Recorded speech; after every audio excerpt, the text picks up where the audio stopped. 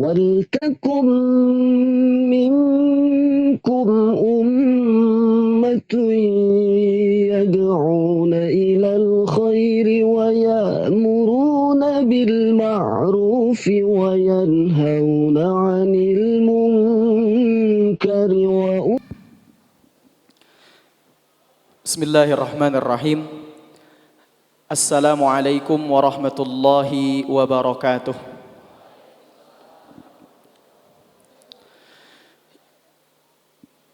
Alhamdulillahi wa kafa, wassalatu wassalamu ala rasulihil mustafa, nabiyyina Muhammad ibn Abdillahi dhawi sidqi wal wafa. Ashhadu an la ilaha illallah wahdahu la sharika lah, wa ashhadu anna Muhammadan abduhu wa rasuluhu la nabiyya ba'dah. Allahumma salli wa sallim wa barik ala sayyidina Muhammad sallallahu alaihi wasallam wa ala alihi wa sahbihi wa sallim tasliman katsira. Faqad qala Allah ta'ala fi kitabihil karim: A'udzu billahi as-sami'il 'alim minasy syaithanir rajim. Innahum fityatun amanu bi rabbihim wa zidnahum huda. Al-ayah. Amma ba'du.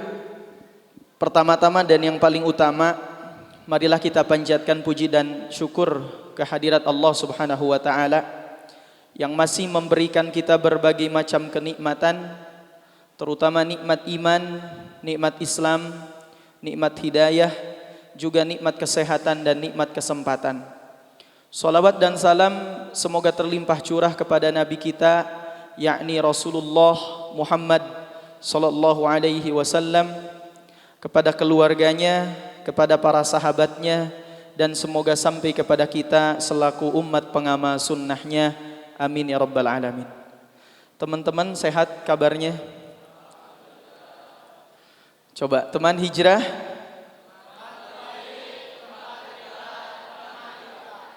Ini di depan doang, yang belakang, yang belakangnya begitu ya. Coba sekali lagi, 1, 2, 3. Teman hijrah. Iya, takbir. Baik.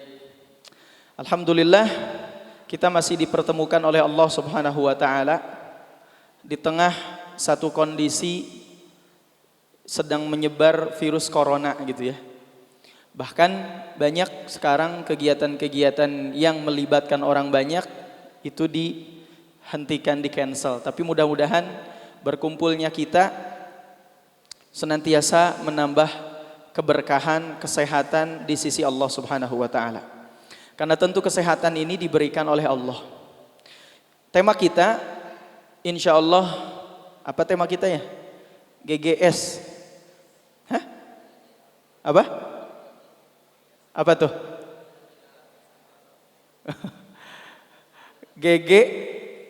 GGSG ya. Kirain saya GGM gitu. Ganteng-ganteng mubazir.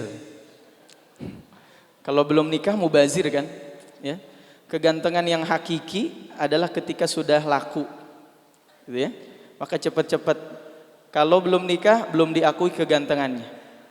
Yang belum nikah coba angkat tangan. Masya Allah, yang akhwatnya? Oh banyak ya. Mudah-mudahan tahun ini oleh Allah dipertemukan dengan jodohnya. Amin ya Allah ya. Serius, mudah-mudahan benar ya. Baik teman-teman yang dimuliakan Allah Subhanahu wa taala, kalau kita bicara pemuda, maka banyak sekali sosok-sosok pemuda yang disampaikan Allah di dalam Al-Quran. Kalau kita bahas gak cukup hanya pertemuan satu kali. Begitu juga sahabat-sahabat di zaman Rasulullah SAW begitu banyak. Bahkan mayoritas pengikut Nabi adalah para pemuda. Teman-teman tahu Al-Arqam bin Abil Arqam, ketika rumahnya digunakan oleh Nabi ketika dakwah di Mekah, itu usianya baru 16 tahun. Ali bin Abi Thalib ketika masuk Islam usianya 8 tahun. Zaid bin Thabit masuk Islam usianya 11 tahun. Bahkan ketika perang Badar, Zaid ini minta kepada Nabi agar ikut perang Badar, tapi Nabi tidak mengizinkan. Baru ketika perang Khandaq, Zaid ini bisa ikut berperang. Dan Zaid adalah salah seorang penerjemahnya Rasulullah. Dalam beberapa riwayat disebutkan hanya dalam 1 bulan Zaid bin Thabit menguasai bahasa Suryani atau bahasa Aram, bahasa yang digunakan oleh orang-orang Syam pada waktu itu, orang-orang Romawi. Nah teman-teman, alangkah banyaknya sosok-sosok pemuda yang digambarkan oleh Al-Quran, yang digambarkan di zaman sahabat Nabi, bahkan pasca kenabian. Maka saya hanya cukupkan pada 3 sosok. Ya, insya Allah kita bercerita tentang 3 sosok pada sore hari ini. 2 sosok adalah yang disebutkan di dalam Al-Quran. 1 sosok adalah sosok pasca kenabian. Maksudnya pasca sahabat, pasca generasi sahabat. Siapa 2 sosok yang disebutkan di Quran? Kita menemukan ya, di dalam Quran ada 1 surah yang sering dibaca kalau orang tua kita, ibu kita sedang hamil. Surat apa? Surat Yusuf. Ya, dibaca tiap hari surah Yusuf dengan harapan anaknya pas keluar supaya mirip dengan Nabi Yusuf, ganteng begitu. Pas keluar dilihat, oh kayak bapaknya, enggak kayak Nabi Yusuf. Ya, karena kalau kayak Nabi Yusuf nanti mungkin enggak diaku sama bapaknya. Ini anak siapa? Kok ganteng? Bapaknya enggak gitu. Bapaknya hitam, kecil, hidup begitu ya. Nah, anaknya, oh ternyata ganteng, nah, takut diaku oleh tetangga. Yang kedua, sosok yang akan kita ceritakan hari ini, yang Allah sebutkan juga di dalam Al-Quran, sama juga sering dibaca oleh ibu-ibu yang sedang hamil. Ya, kalau tadi pemuda, ini pemudi. Siapa namanya? Maryam. Orang-orang Nasrani menyebutnya Maria karena supaya adil. Ya, ada sosok laki-lakinya, ada sosok perempuannya. Supaya kita bisa mengambil ibrah, mengambil teladan gimana sih sosok pemuda ideal yang digambarkan oleh Quran. Apakah pemuda yang seperti apa sosoknya? 1, kenapa Quran itu banyak sekali menceritakan kepada kita berbagai macam kisah. Kalau kita buka surat Yusuf, ya, surah ke-12 ya. Surah ke-12 di ayat kedua Allah mengatakan apa? A'udzu billahi minasy syaithanir rajim. Bismillahirrahmanirrahim. Nahnu naqussu 'alaika ahsanal qasasi bima awhayna ilaika hadzal Qur'an wa in kunta min qablihi laminal ghafilin.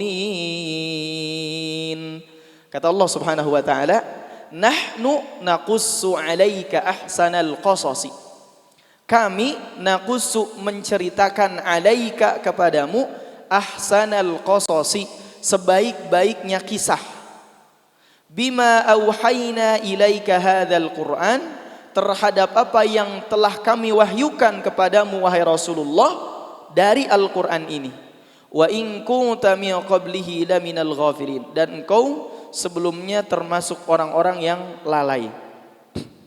Nah teman-teman, kenapa Al-Quran memberikan inspirasi kisah yang begitu luar biasa, banyak sekali ibrahnya.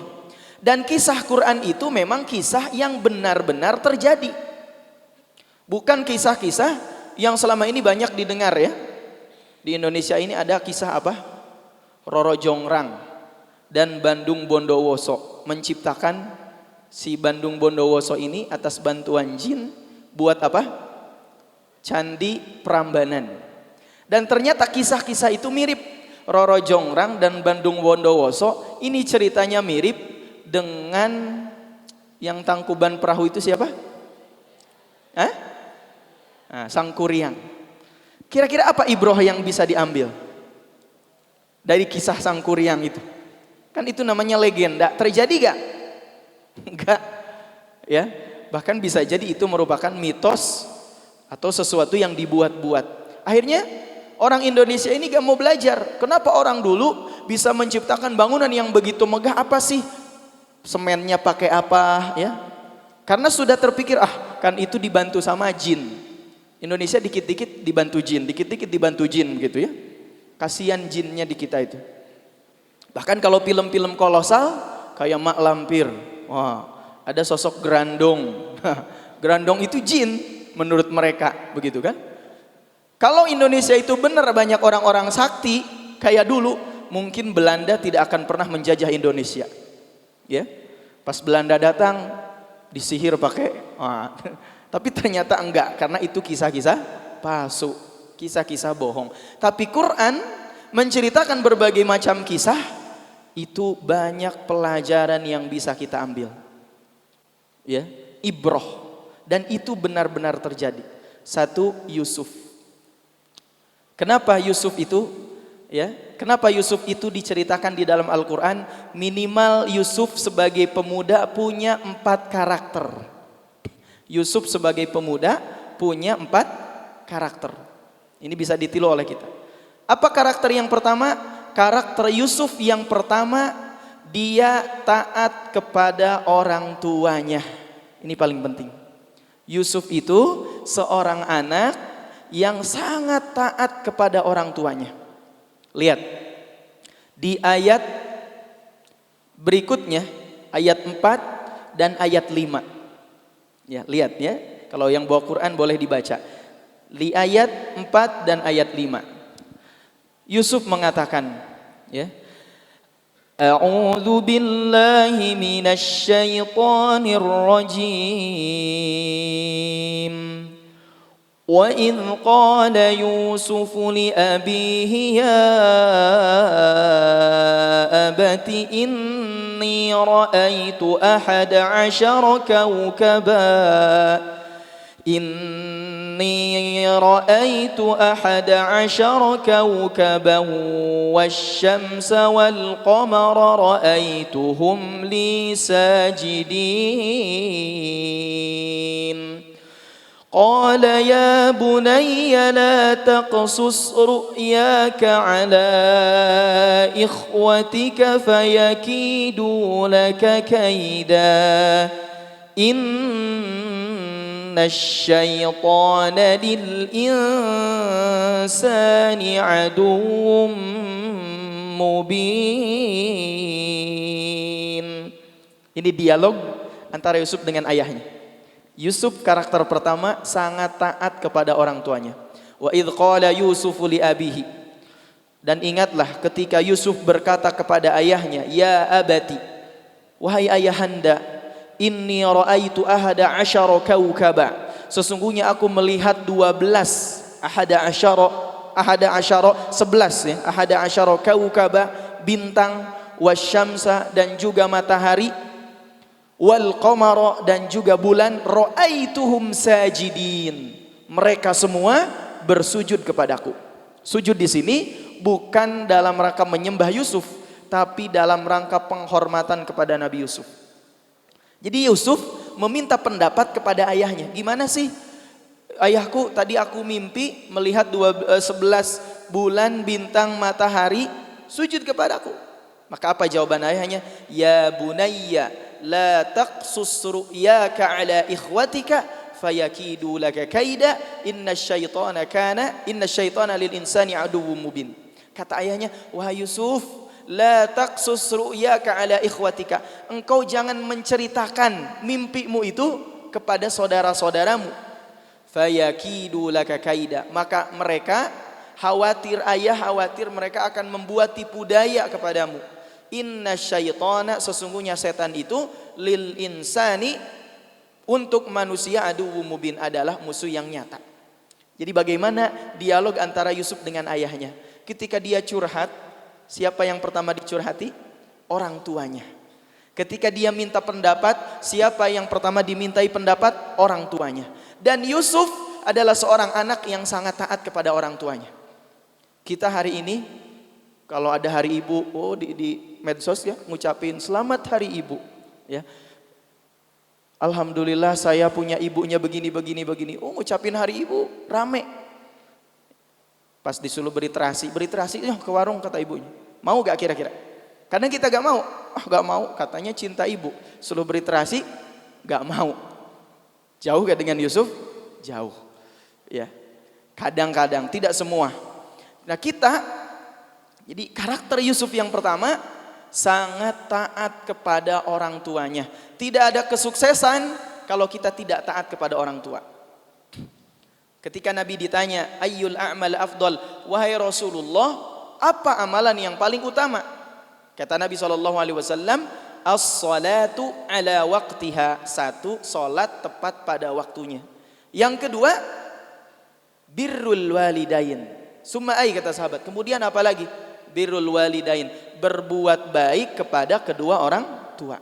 Kalau teman-teman ingin sukses di dunia dan di akhirat, kunci pertamanya, kalau orang tua kita masih ada, hormati, muliakan kedua orang tua kita. Sebagaimana Yusuf. Kisah Yusuf ini merupakan kisah yang seakan-akan kita sedang nonton sinetron begitu. Jadi satu-satunya kisah yang lengkap dari masa kecil, ada kemudian dibuang, ya, kemudian digoda, kemudian menjadi sukses, sampai menjadi bendahara negara, itu diceritakan di dalam surah Yusuf. Maka baca teman-teman kisah Yusuf di surah Yusuf ini, insya Allah banyak sekali pelajaran berharga buat kita.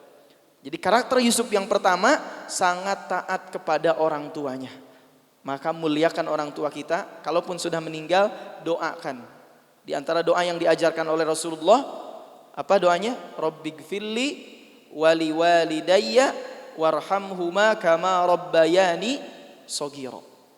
Rabbighfirli, ya Allah ampunilah dosa-dosaku, wali walidayya, dan dosa kedua orang tuaku, warhamhuma kama rabbayani shaghira, dan kasihanilah mereka berdua, sayangilah mereka berdua sebagaimana mereka berdua menyayangiku. Karakter Yusuf yang pertama, ya, adalah dia sangat taat kepada orang tuanya. Jazakallah khair. Kedua, apa sih karakter Yusuf sampai kemudian oleh Allah Subhanahu wa taala Nabi Yusuf ini menjadi sosok pemuda yang inspiratif. Dua, Nabi Yusuf adalah seorang pemuda yang benar-benar bertawakal kepada Allah, menyerahkan segala urusannya kepada Allah. Setelah bercerita mimpi itu, ternyata saudaranya mendengar apa yang diceritakan Yusuf kepada ayahnya, mencuri dengar. Akhirnya mereka buat siasat. Gimana caranya agar Yusuf ini, karena mereka melihat Yusuf ini sangat disayang oleh orang tuanya, perhatiannya lebih, sementara 12 anak yang lainnya, 12 saudara yang lainnya, itu seakan-akan sayangnya beda, kata mereka. Maka mereka buat siasat, buat strategi agar Yusuf ini, agar mereka yang disayang bukan Yusuf. Maka di ayat berikutnya muncul ide. Apa kata di ayat ini, di ayat 9, ya, ide-ide jahat dari mereka. Uqtulu Yusufa awitrahuhu ardan yakhlu lakum wajhu abikum wa takunu min ba'dihi qauman salihin. Jadi ada muncul ide dari salah seorang anaknya Nabi Yakub, uqtulu Yusuf, bunuh ajalah Yusuf itu, ya. Awitrahuhu, atau usir, jauhkan, ardan yakhlu lakum wajhu abikum, yang nanti ayah kita jadi perhatiannya lebih banyak kepada kita. Kalau bahasa kitanya begitu. Jadi bunuh aja Yusuf itu, atau kita jauhkan aja dari ayah kita supaya kasih sayang ayah kita tidak tercurah sama Yusuf tapi sama kita. Ya. Setelah itu kata mereka, wa takunu min ba'di qauman shalin. Setelah kita berbuat jahat, baru kita nanti beramal soleh. Nah ini kadang pikiran-pikiran ini juga muncul di diri kita. Gak apa-apa lah sekarang berbuat jahat dulu, besok tobat. Pernah kayak gitu? Ya, gak apa-apa lah sekarang mungkin bohong dulu, gak apa-apa, besok tobat. Ini pun sama, yang ada di benak saudara-saudaranya Nabi Yusuf, Gak apa-apalah kita sekarang usir atau bunuh dulu Yusuf. Udah itu tobat, mim ba'dihi qauman sholihin. Setelah itu kita jadi orang-orang soleh. Kata saudaranya Nabi Yusuf. Tapi kemudian kata saudaranya yang lain mengatakan apa? Qala qailum minhu la taqtulu minhum qala la taqtulu Yusuf. Engkau jangan bunuh Yusuf, kalau bisa jangan bunuh Yusuf. Ya. Wa alquhu fi ghayabatil jubbi yaltaqithu ba'du sayyarah. Kita masukkan aja, jauhkan aja Nabi Yusuf ini, kalau bisa kita masukkan aja ke dalam sumur, yaltaqithu ba'du sayyarah. Nanti mudah-mudahan Yusuf ini ketemu atau diambil oleh as-sayyarah. As-sayyarah ini orang yang sedang melakukan perjalanan, bisa pedagang, musafir dan seterusnya. Wa in kuntum fa'ilin, wa in kuntum fa'ilin. Jadi kronologinya gitu. Akhirnya apa? Yusuf diajak main sama teman-teman, sama saudaranya. Ya, Yusuf, kita main yuk. Kalau bahasa kitanya ya, Yusuf main yuk, ayo. Kita ikut main. Diajaknya jauh dari rumahnya Nabi Yakub. Ya, dan mereka sudah membuat rencana jahat. Apa itu? Memasukkan Yusuf ke dalam sumur. Akhirnya apa yang terjadi? Benar-benar Yusuf itu dimasukkan ke dalam sumur oleh saudara-saudaranya sendiri, dan mereka berbohong kepada ayahnya dengan mengatakan bahwa Yusuf dimakan oleh serigala. Mereka sebagian dari ayat ini disebutkan mereka sebagian menyembelih kambing, kemudian darah kambing itu ini ke baju Yusuf, ya, di ke baju Yusuf kan begitu, darah kambing itu, sehingga ketika sampai kepada ayahnya mereka membuat drama, sandiwara, sinetron. Yusuf udah dimakan serigala, kami mohon maaf. Disebutkan ya di dalam Quran. Ini di surat Yusuf. Falamma dhahabu ajma'u ay yaj'aluhu fi ghayabatil jubbi wa auhayna ilaihi latunabbi'anahum bi amrihim hadza wa hum la yash'urun. Wa ja'u abahum isya'a yabkun. Kata mereka, qalu ya abana inna dhahabna nastabiqu wa tarakna Yusufa inda mata'ina fa akalahu dhi'bu. Ketika kami sedang bermain-main, ya, kami ninggalin Yusuf sendiri, fa'akalahu dhi'bu, maka Yusuf dimakan oleh serigala. Yusuf masuk ke dalam sumur. Dan Yusuf disebutkan di dalam Quran, ya, dalam beberapa riwayat juga disebutkan berusaha untuk keluar dari sumur itu. Berarti ada ikhtiar, bisa keluar. Sampai 3 kali naik sumur dibuang oleh saudara-saudaranya. Ya, 3 kali naik sumur, tapi ternyata karena sumurnya licin, walaupun sumur itu sumur tua, tidak ada airnya, Yusuf gak bisa naik. Akhirnya Yusuf bertawakal, menyerahkan segala urusan itu cukup kepada Allah. Ya, ya Allah, seandainya ada seorang musafir, aku akan sangat senang, kata Yusuf. Akhirnya apa? Benar-benar datang seorang musafir untuk mengangkat, ya, tadinya untuk mengambil air, tapi salah seorang di antara mereka mengatakan, ternyata di sini sumur gak ada airnya, tapi ada anak kecil. Maka kata salah seorangnya, ambil. Nanti kita jual, mudah-mudahan anak kecil ini bisa menjadi keuntungan buat kita. Kita jadikan budak. Ternyata para musafir ini datang dari negeri Syam menuju Mesir. Ya, menuju Mesir, dan mereka berniat menjual Nabi Yusuf di Mesir. Sampailah mereka di Mesir, ya. Tatkala sampai di Mesir ternyata tidak ada satu orang pun yang menawar Yusuf. Dulu kan masih zaman perbudakan. Jadi kalau ada anak-anak, orang tua gak punya duit, jual aja anaknya. Dijadikan budak. Budak itu beda dengan hamba merdeka. Jadi dia disuruh apapun harus mau tanpa digaji. Ya, bukan kayak pembantu, bukan. Tanpa digaji, apapun yang dikatakan tuannya dia harus mau. Itu namanya budak. Dulu hukum internasional masih mengakui perbudakan, dijual ke Mesir. Gak ada yang nawar satupun. Kenapa gak ada yang nawar? Karena Yusuf ini masih kecil. Kalaupun dipekerjakan, suruh apa, dia masih kecil. Tapi ternyata ada seorang pejabat negara Mesir datang melihat, sepertinya anak ini punya potensi. Sepertinya anak ini anak cerdas. Dibelilah oleh seorang pejabat Mesir namanya Al-Aziz. Dalam Quran disebutkan Al-Aziz. Maka berkat tawakalnya Nabi Yusuf alaihi salam, ternyata Nabi Yusuf alaihi salam diberikan jalan, diberikan solusi oleh Allah. Maka benar orang-orang yang tawakal itu, kata Allah, wa may yatawakkal 'alallahi fahuwa hasbuh. Siapa yang bertawakal sama Allah itu cukup. Jadi karakter Yusuf yang pertama apa? Taat kepada orang tua. Karakter Yusuf yang kedua, dia selalu bertawakal. Pertanyaannya, kita selalu tawakal atau tidak? Keluar rumah, baca doanya, Bismillahi tawakkaltu 'alallah wala haula wala quwata illa billah. Tawakal artinya setelah berusaha, ikhtiar maksimal, maka kita serahkan hasilnya kepada Allah. Itu namanya tawakal. Jadi bukan tawakal itu nunggu aja pertolongan Allah. Doa, berdoa, usahanya enggak. Tidak, tapi harus diiringi dengan usaha. Itu yang dimaksud dengan tawakal. Nabi Yusuf alaihi salam usaha dulu. Gimana caranya keluar dari sumur? Tapi ternyata gak bisa-bisa. Akhirnya Allah memberikan jalannya. Makanya kemarin saya bilang kita sebagai manusia jangan mikirin masalah. Karena kehadiran antum pun ini sudah jadi masalah kan? Betul gak? Ya, kehadiran kita di tengah orang tua kita, di tengah teman-teman kita, kelihatan dari wajahnya. Ini wajah-wajah masalah semua. Ya, maka jangan fokus mikirin masalah. Fokusnya apa? Fokus mikirin ibadah. Gimana ibadah kita supaya benar? Karena kalau kita memperbaiki ibadah kita, Allah akan memperbaiki urusan kita. Ihfadillah yahfadka, kata Nabi kepada Ibnu Abbas. Perbaikilah, ihfadillah, jagalah aturan-aturan Allah, yahfadka, niscaya Allah akan menjagamu. Ihfadillah tajidhu tujahaka. Jadi kalau kita menjaga urusan-urusan Allah, menjaga ibadah kita, menjaga sholat kita, Allah akan perbaiki urusan kita. Karena yang namanya masalah tidak akan pernah selesai. Satu masalah selesai, akan muncul masalah berikutnya.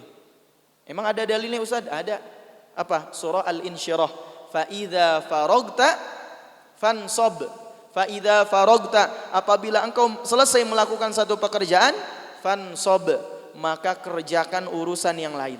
Apabila engkau selesai menyelesaikan satu masalah, maka selesaikan masalah yang lain. Jadi masalah di dunia ini gak akan pernah selesai. Ya, Nabi Yusuf tawakal kepada Allah, cukup ada masalah itu tawakal sama Allah, maka Allah akan kasih solusinya berdasarkan skenario dari Allah. Tugas kita ibadah. Jangan mikirin, ya Allah masalah saya. Masalah pasti ada. Selesai satu masalah, datang masalah berikut. Belum nikah, ditanyain kapan nikah? Itu celi menggeserawing gitu ya. Ditanyain kapan nikah? Ya Allah, panas itu. Ya. Sudah nikah, ditanya lagi gak? Tanya lagi. Kapan punya anak? Rawing doi gitu ya. Setelah punya anak ditanya lagi. Apa pertanyaannya kalau punya? Sudah punya rumah belum? Waduh. Kalau kita menjadikan itu jadi masalah, gak akan bahagia hidup kita. Kalau kita fokus terhadap masalah, gak akan pernah bahagia. 3. Karakter Yusuf berikutnya apa? Menjaga iffah. Apa iffah? Kesucian diri. Sebagai seorang pemuda, Nabi Yusuf menjaga kesucian dirinya. Walaupun Nabi Yusuf itu ganteng, tapi tidak pamer kegantengannya. Walaupun Nabi Yusuf itu disenangi oleh istrinya Al-Aziz, bahkan di seluruh Mesir istri-istri pejabat diundangkan untuk melihat Nabi Yusuf. Disebutkan di Quran itu apa? Wa qatta'na aydiyahunna wa qulna ma hasya wa qulna hasya lillahi ma hadza basyara. Wa qatta'na, kalimat qatta'na ya. Ini ada sebagian orang yang menafsirkan sepertinya agak keliru. Dikasih visualisasi, itu para perempuan di waktu itu dikasih buah, kemudian motong buah, jarinya terpotong. Padahal waktu itu belum ada tradisi motong buah, belum. Ya. Kalimat waqatta'na itu bermakna mereka memotong aydiyahunna, tangan-tangan mereka. Motongnya apa? Dipotong dengan sengaja. Ya, saking apa? Saking mungkin kegantengan Nabi Yusuf itu sampai motong tangan pun gak kerasa. Ya, gak kerasa. Wa qatta'na aydiyahunna wa qulna hasya lillahi ma hadza basyara. Kata mereka, ma hasya lillahi ma hadza basyara. Ini bukan manusia. in hadza illa malakun karim. Ini mah malaikat. Karena saking gantengnya luar biasa. Nabi Yusuf. Ya, kalau kita seganteng-gantengnya kita, dengan Nabi Yusuf gak jauh. Ya, siapa yang paling ganteng di sini ya? Nah, jauh dengan Nabi Yusuf jauh. Nabi Yusuf karena gantengnya laki-laki bukan hanya dari fisik, tapi apa? Karakternya. Nabi Yusuf itu salah seorang pemuda yang berkarakter, bukan hanya ganteng secara fisik. Apa ujian berikutnya? Menjaga iffah. Nah, lihat di ayat 23. وراودته التي هو في بيتها عن نفسه وغلقت الأبواب وقالت هيت لك قال معاذ الله إنه ربي أحسن مثواي إنه لا يفلح الظالمون. Yusuf tatkala berdua, ya, mungkin ini Yusuf ini kan dijadikan pelayan waktu itu, berdua kemudian dipanggil oleh istrinya Al-Aziz. Ya, sebagian ahli sejarah memang tidak disebutkan namanya, sebagian ahli sejarah menyebut namanya Zulaikha. Waradathu allati huwa fi baitiha, di rumahnya. Setelah Yusuf dipanggil, wa ghallaqatil abwab, ditutup semua pintu-pintu itu. Istana itu kan masuk ke kamarnya seorang permaisuri itu tidak mudah. Yusuf dipanggil, kemudian oleh permaisuri ditutup. Berapa gerbang ditutup. Sampai di kamarnya cuma berdua. Wa ghallaqatil abwab, ditutup. Kalau di antara teman-teman ada yang ditutup kayak gitu, ya, kayaknya agak kepikir. Kayaknya agak kepikir surga neraka, gitu ya. Apalagi yang menutupnya siapa? Bukan perempuan biasa bukan, tapi pejabat yang disebutkan dalam beberapa riwayat. Memang Al-Aziz itu seorang laki-laki, tapi dia ada kekurangan, jadi tidak bisa menggauli istrinya. Walaupun statusnya istri Al-Aziz, tapi disebutkan Zulaikha itu tidak pernah bergaul dengan Al-Aziz. Dalam beberapa riwayat ditutup semua pintu, kemudian dia mengatakan Zulaikha, wa qalat haytalak, sini mari. Haytalak itu bahasa apa ya? Bahasa yang mendayu-dayu, ngajak sambil mendayu-dayu. Makanya di antara adab seorang perempuan kalau ngobrol dengan laki-laki, disebutkan dalam Al-Quran, jangan mendayu-dayukan suara.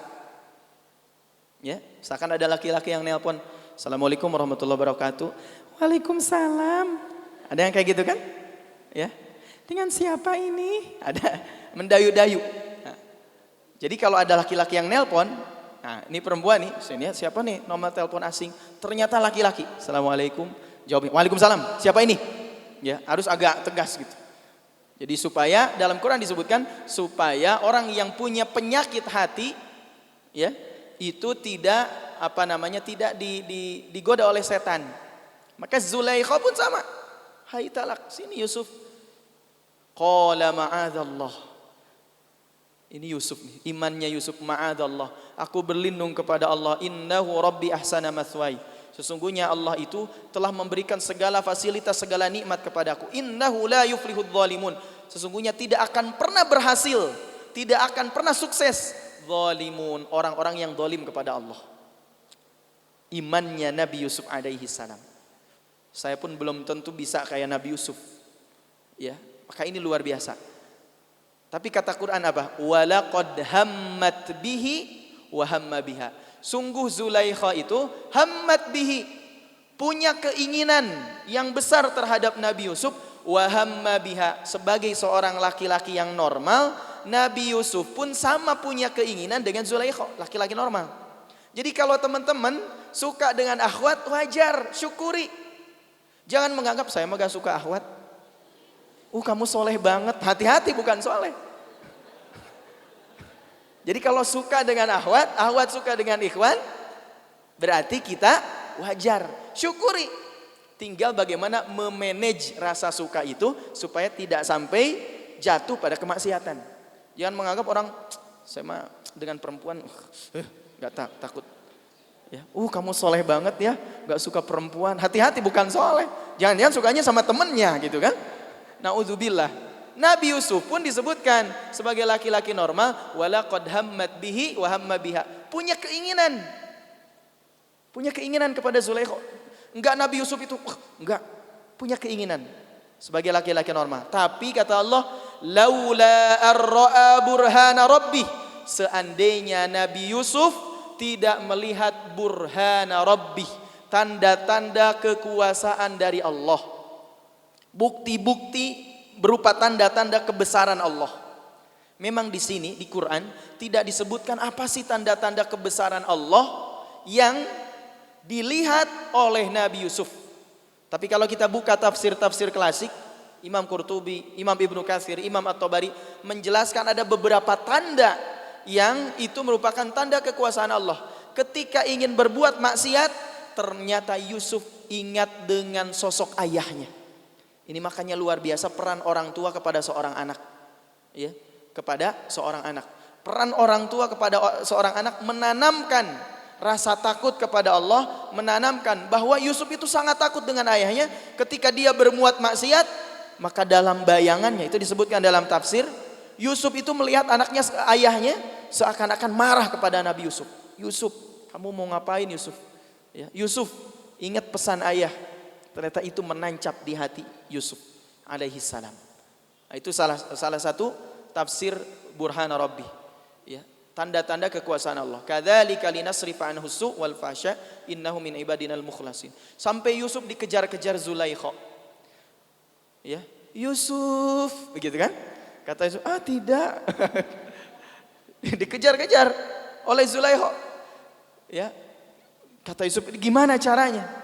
Pas setelah itu, ya, Yusuf mau keluar dari pintu, ya, dan Zulaikha sudah megang bajunya Yusuf. Akhirnya ditarik bajunya Yusuf, tapi kemudian pintu terbuka. Siapa yang bukanya? Istrinya Zulaikha, Al-Aziz. Istrinya, suaminya. Ini efek kurang tidur nih. Suaminya Zulaikha, siapa? Al-Aziz. Dibuka. Ternyata, Yusuf, kalau di film begitu ya, apa yang kamu lakukan? Sinetron banget. Zulaikha begini. Yusuf begitu ya. Siapa? Zulaikha. Kalau di sinetron kan begitu. Ini kisah yang sangat apa namanya ya? Dramanya dapat begitu. Maka kata Zulaikha apa? Kata Zulaikha di sini disebutkan, tidak mengatakan Zulaikha itu karena saking cintanya dengan Yusuf. Zulaikha tidak mengatakan apa, kalau bisa dibunuh aja Yusuf. Enggak. Supaya, makanya perhatikan perkataannya, ya. Supaya Yusuf itu masih tetap ada, Zulaikha itu masih menyimpan rasa cinta yang luar biasa, tapi cintanya didasari oleh hawa nafsu. Ya, apa kata Zulaikha?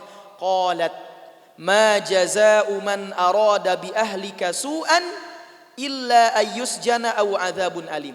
Zulaikha berkata, ma jazaa'u, apa balasan man arada bi ahlika su'an, apa balasan buat seseorang yang menginginkan keburukan buat istrinya, buat istrimu wahai Al-Aziz, illa ayyusjana aw adzabun alim.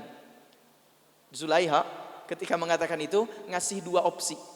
Ayyusjana, Yusuf itu dipenjara, au adzabun alim, atau diberikan siksa.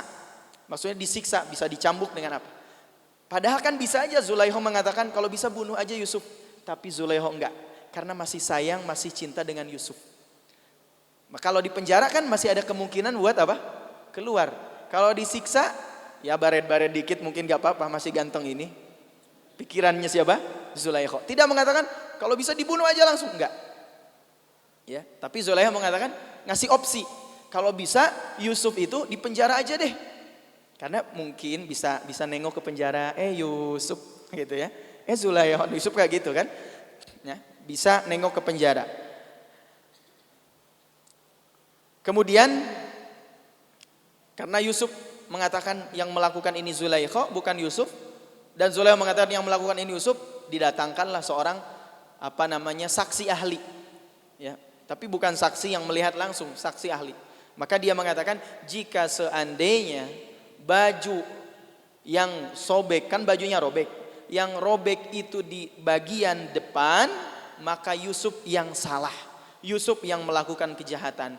Tapi jika baju itu sobek di bagian belakang, maka Zulaikha yang salah, Yusuf yang benar. Pas dilihat, mana yang robek tadi? Bagian belakang. Ya, falamma ra'a qamisahu qudda min duburin qala innahu min kaidikunna inna kaidakunna azim. Ini Al-Aziz mengatakan ketika melihat bajunya robek di bagian belakang, gamisnya robek di bagian belakang, Al-Aziz tidak menyebarkan isu ini, berusaha menutup rapat-rapat. Bayangkan istri pejabat menggoda pelayannya. Pasti apa? Pasti merasa, wah ini isu luar biasa. Untung waktu itu belum ada media. Ya. Belum ada media yang meliput. Istri Al-Aziz, kalau sekarang mungkin masuk media. Kan malu. Hanya berusaha ditutupi. Ya. Tidak disanksi juga Zulaikha itu. Dan hanya mengatakan apa? Innahu min kaidikunna. Sesungguhnya ini tipu daya kalian wahai kaum perempuan. Inna kaidakunna azim. Sesungguhnya tipu daya kalian itu sangat besar. Jadi fitnah terbesar buat laki-laki ternyata salah satunya perempuan. Fitnah besar buat perempuan syaitan. Kadang laki-laki tidak bisa digoda perempuan, tidak bisa digoda setan, tapi kadang takluk dengan perempuan. Maka hati-hati. Ya. Tapi persepsinya kalau gitu perempuan jadi lebih jelek dari setan dong. Enggak.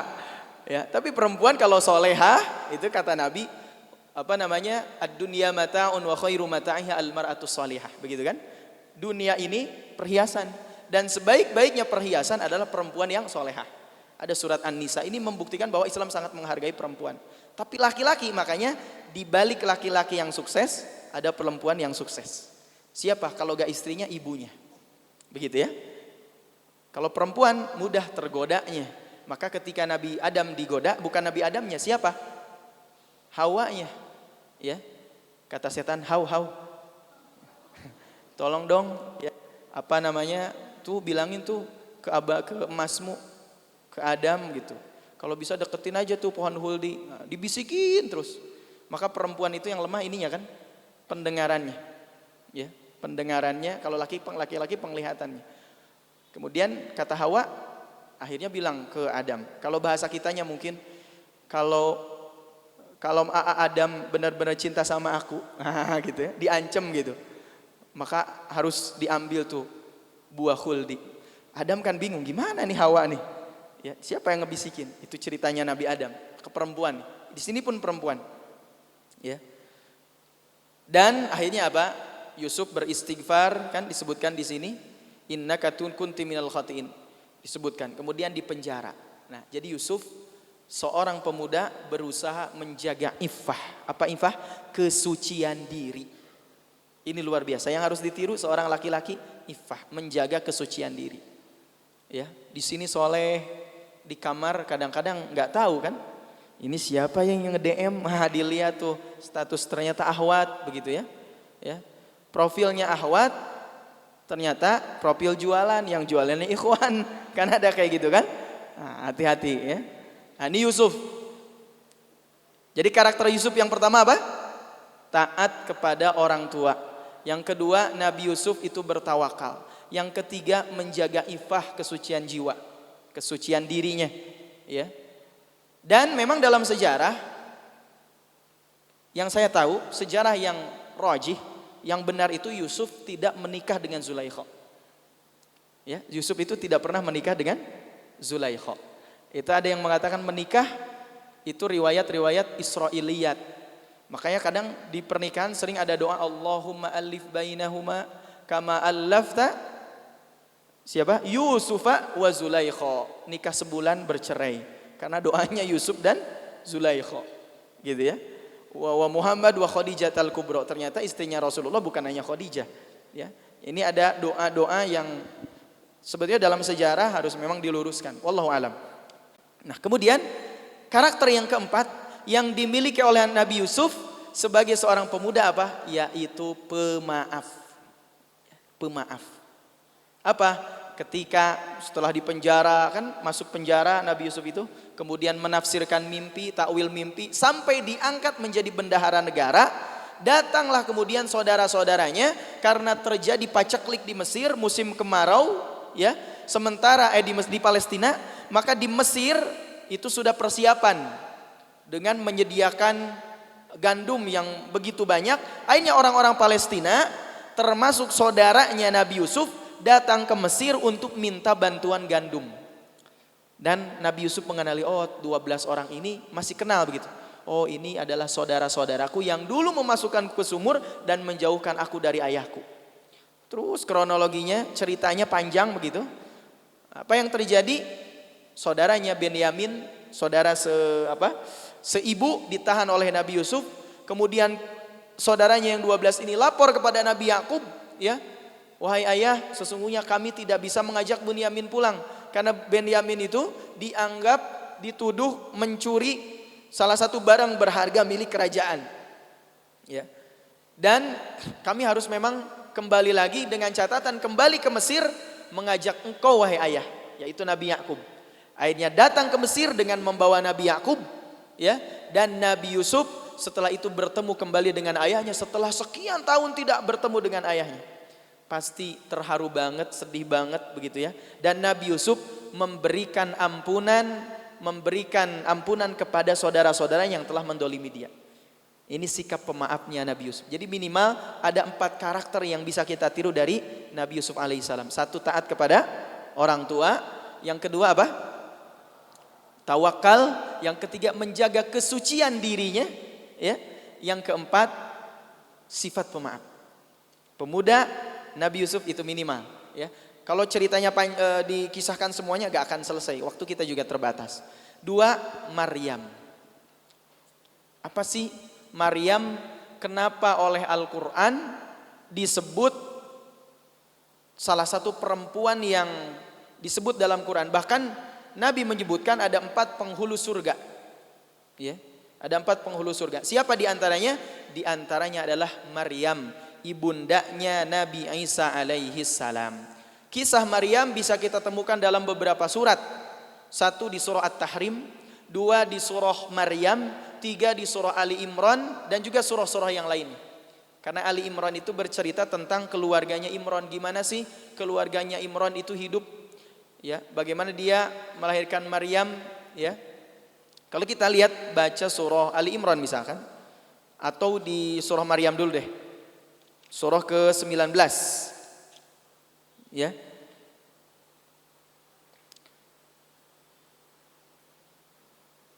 Itu ada cerita di surah Maryam itu menceritakan Nabi Zakaria. Nabi Zakaria yang meminta anak, ya.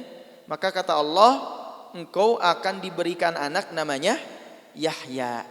Yahya oleh sebagian orang barat disebut dengan John. John. Kok jauh Ustaz dari Yahya ke John?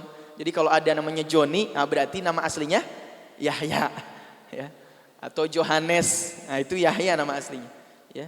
Makanya ada Johannes Pembaptis menurut orang-orang Kristen, ya. Itu dalam bahasa Al-Quran disebut dengan Yahya. Nah ini ada di surah Maryam, juga ada di surah Ali Imran, ya. Di surah Ali Imran. Apa sih karakteristik Maryam sampai Maryam itu menjadi salah satu wanita penghuni surga? 1, Maryam hampir sama dengan Yusuf. Yang pertama, menjaga kehormatan dan kesuciannya. Maryam itu salah seorang perempuan yang menjaga kehormatan dan kesuciannya. Lihat di surah At-Tahrim ayat ke-12, ya. Surah At-Tahrim ayat ke-12. Kita coba buka surah At-Tahrim akhir juz 28. Di ayat terakhir. Apa kata Allah? A'udzu billahi minasy syaithanir rajim. Bismillahirrahmanirrahim. ومريم ابنة عمران التي أحصنت فرجها فنفخنا فيه من روحنا وصدقت بكلمات ربها وكتبه وكانت من القانتين.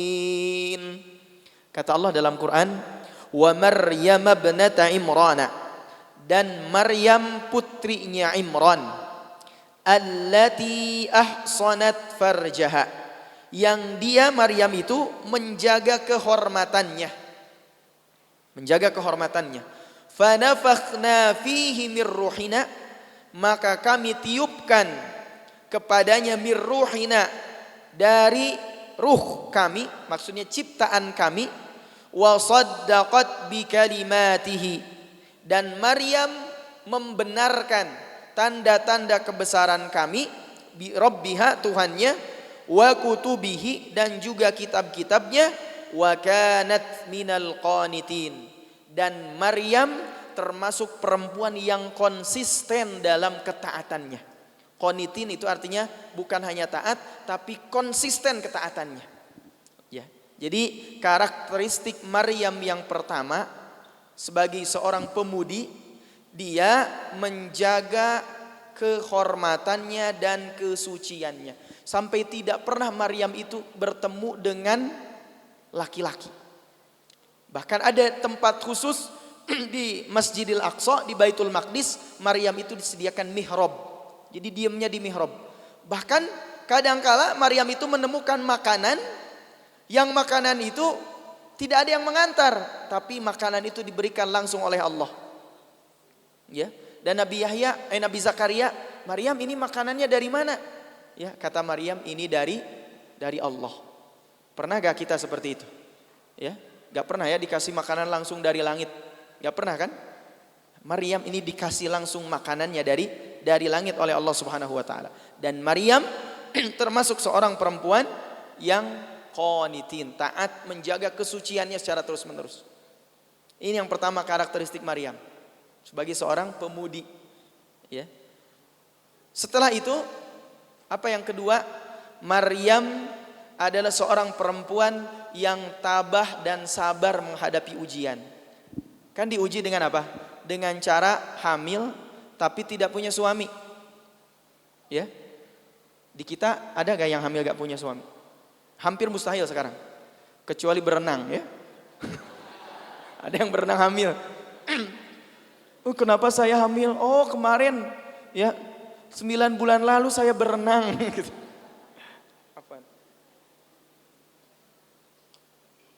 Nggak ada, ya, nggak ada seorang perempuan yang hamil, tapi ya kecuali mungkin ada saja, ya, tapi karena ada faktor-faktor tertentu itu bukan dari Allah, ya, bisa jadi karena ada gangguan jin dan seterusnya, itu pembahasan lain, tapi nggak ada.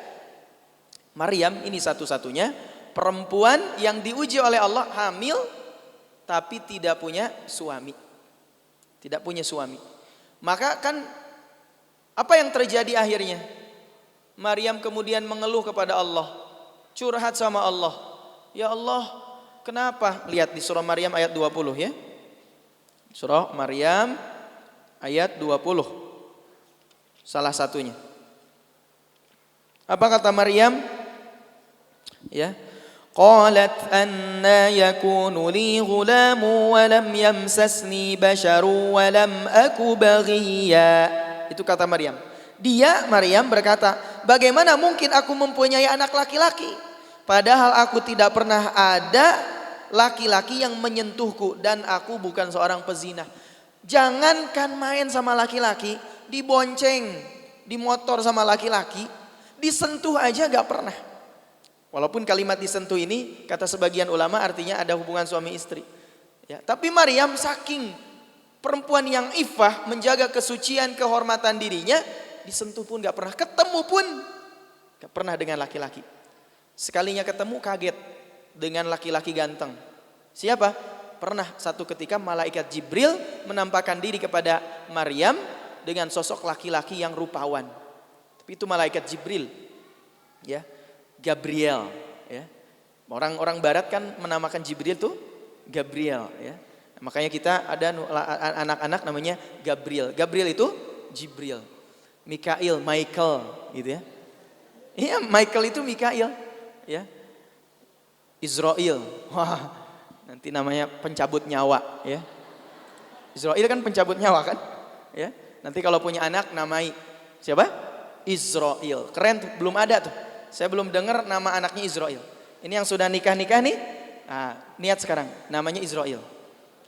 Daripada Firaun kan lebih ganas lagi. Siapa anaknya? Firaun. Keren. Ya. Nanti ada siapa anaknya? Israel. Anak pertama siapa? Ya, Rahman, Abdurrahman. Anak kedua Abdurrahim. Anak ketiga Abdul Malik. Ya. Kalau dipanggil Al-Fatihah kata. Ar-Rahman, Ar-Rahim, Malik kan. Ya. Keempat siapa? Israel. Wah, kan keren. Anaknya 4. Ya. Nah, ini pernah memang Maryam ketemu dengan laki-laki Jibril, ya. Dan Maryam memang kaget. Sampai kemudian diuji oleh Allah ketabahannya dan Maryam mengatakan, "Inni," ketika diuji itu, "Inni nadartu lirrahmani shauman an ukallimal yauma insiyya." Sesungguhnya aku nazar kepada Allah akan melakukan saum. Apa saumnya? An ukallimal yauma insiyya. Tidak akan ngomong sama manusia sampai besok. Jadi makna saum awalnya adalah as-sukut, diam, ya. Diam, tidak berbicara. Al-imsaku anil kalam. Diam enggak bicara, itu namanya awalnya saum. Umat dulu ada syariat-syariat nabi-nabi tertentu yang diwajibkan saum. Apa saumnya? Tidak bicara. Umat Nabi Muhammad kan saumnya apa? Nahan makan dan minum, nahan bicara. Assalamualaikum. Nah, mungkin gitu ya. Di mana nih? Nah, itu. Kenapa? Gitu kan? Pokoknya gak bicara. Dan Maryam melakukan itu. An ukallimal yauma insiyya. Gak bicara. Terus sama masyarakatnya dituduh pezina, dituduh macam-macam, ya, difitnah sampai diusir dari Baitul Maqdis. Maka disebutkan Maryam agak menjauh dari Baitul Maqdis. Kemudian ketika kembali lagi ke Baitul Maqdis, ditanya oleh masyarakatnya, siapa yang harus ditanya? Nih kata Maryam, tanya aja bayi ini. Kata Bani Israel, masa bayi bisa ngomong? Ternyata Nabi Isa itu diberikan mukjizat oleh Allah bisa ngomong pada waktu bayi. Ya, ada bayi yang bisa ngomong kan enggak ya? Pas keluar kan apa suaranya? Ea. Enggak pernah abah atau suara lain kan enggak ya? Tapi Nabi Isa diberikan mukjizat oleh Allah untuk bisa berbicara. Nah, yang kedua, Maryam tadi apa? Seorang perempuan yang sabar, yang tabah. Yang ketiga, Maryam itu karakteristik yang lainnya adalah rajin dan taat beribadah. Makanya tadi qanitin, rajin dan taat beribadah. Ini seorang perempuan rajin dan taat beribadah, datang ke pengajian kalau kita begitu kan, sholat tahajudnya, duhanya jangan lupa. Sebagaimana Maryam, kalau ingin jadi pemuda yang baik, pemuda yang digambarkan dalam Quran, maka contoh Maryam, rajin dan taat beribadah kepada Allah. Bahkan ada tempat khusus buat Maryam untuk beribadah. Dan yang keempat, karakteristik Maryam yang lain adalah ya menjaga dan memelihara sholat. Ini penting. Makanya perempuan perbanyak sholat. Sholat apa? Sholat duha, ya, tahajud. Apalagi kalau tidak ada aktivitas di luar, ya di rumah gunakan ya untuk tahajud, duha, apalagi sholat hajat, istikharah dan seterusnya. Saya mah istikharah terus Ustaz. Ya gak apa-apa. Belum dapat jawaban tapi ya gak apa-apa. Yang penting istikharah itu bukan hanya untuk dapat jawaban, tapi meminta pilihan sama Allah. Sholat hajat, sholat apapun. Ya. Kemudian apalagi Maryam seorang pendidik. Yang kelima, karakteristik Maryam adalah seorang pendidik anak yang baik. Maryam, ya. 2 saya sampaikan ibrohnya, bukan kisahnya ya. Kalau kisahnya mungkin teman-teman bisa baca, tapi apa sih karakteristik yang bisa kita ambil dari 2 orang sosok pemuda dan pemudi yang disebutkan dalam Quran? Nabi Yusuf, ada Maryam. Apa karakteristik Maryam yang pertama? Menjaga kehormatan dan kesucian. Yang kedua, sabar ya, atau tabah dan sabar dalam menghadapi ujian. Yang ketiga, Maryam rajin dan taat beribadah. Yang keempat, menjaga dan memelihara sholat. Yang kelima, seorang pendidik yang baik. Maka seorang ibu, ini calon-calon ibu, disebutkan al-ummu madrasatul ula. Ibu itu madrasah pertama.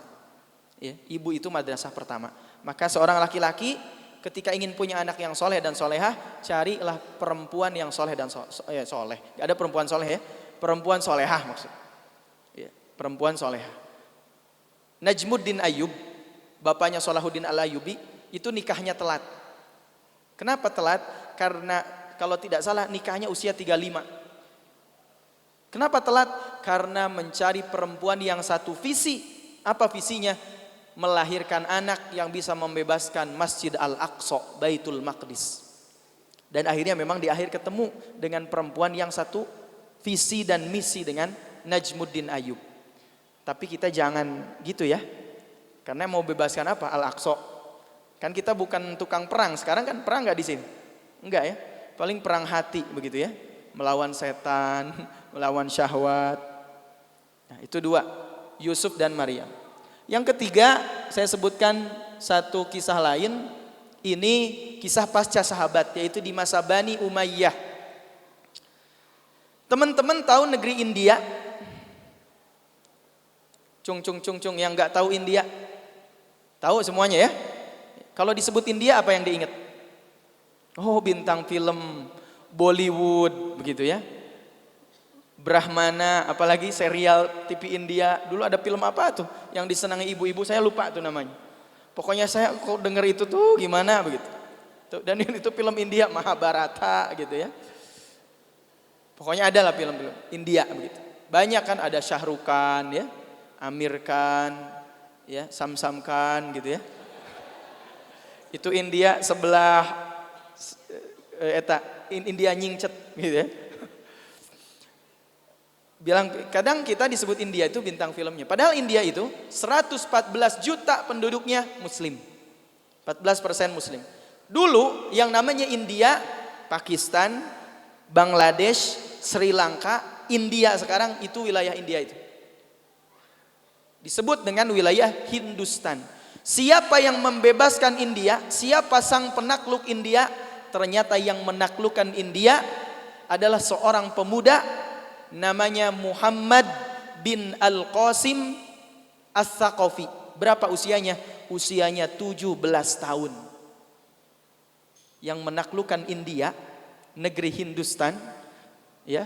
Ternyata seorang jenderal dari Bani Umayyah namanya Muhammad bin Al-Qasim, usianya berapa? 17 tahun. Wafat pada usia berapa tahun? Wafat di usia 24 tahun. Masih muda gak kira-kira? Lihat, di zaman dulu 17 tahun jadi panglima perang. Di Bogor 17 tahun jadi panglima tawuran. Benar kan? Ini kan latihan perang Ustadz katanya.